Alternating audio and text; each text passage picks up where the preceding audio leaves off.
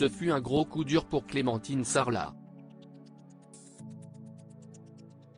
Le 7 novembre dernier, elle s'est saisie du compte Instagram officiel de son podcast La Matrescence pour annoncer une bien triste nouvelle. Avec son mari Clément Marienval, CIST terminé. En effet, après 8 ans d'amour et les naissances de leurs 3 petites filles, Ella, 4 ans, Jasmine, presque 2 ans, et la dernière, June, née en février 2022, ils ont décidé de se séparer. Une rupture qui n'aurait pas été du fait de la journaliste sportive comme elle l'a glissé dans son message. J'ai hésité pendant très longtemps à en parler par ici. Mais depuis quelques semaines, je suis mère célibataire de 3 enfants.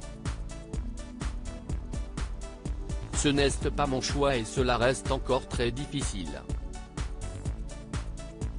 Je commence tout doucement à apprendre à vivre avec ma nouvelle normalité et celle de mes enfants, avait-elle déclaré.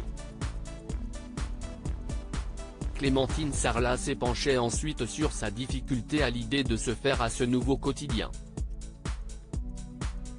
Le cerveau déteste quand il ne maîtrise pas une situation et que tous ses plans se font exploser.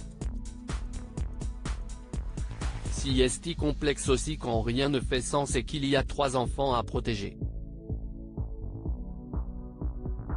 La séparation s'apparente à un deuil. Alors, il y a des étapes, des hauts et des bas, plus de bas pour le moment, on ne va pas se mentir. Je ne sais pas quoi dire de plus à part que CIST dur, reconnaissait-elle. Je souhaite apporter quelques précisions.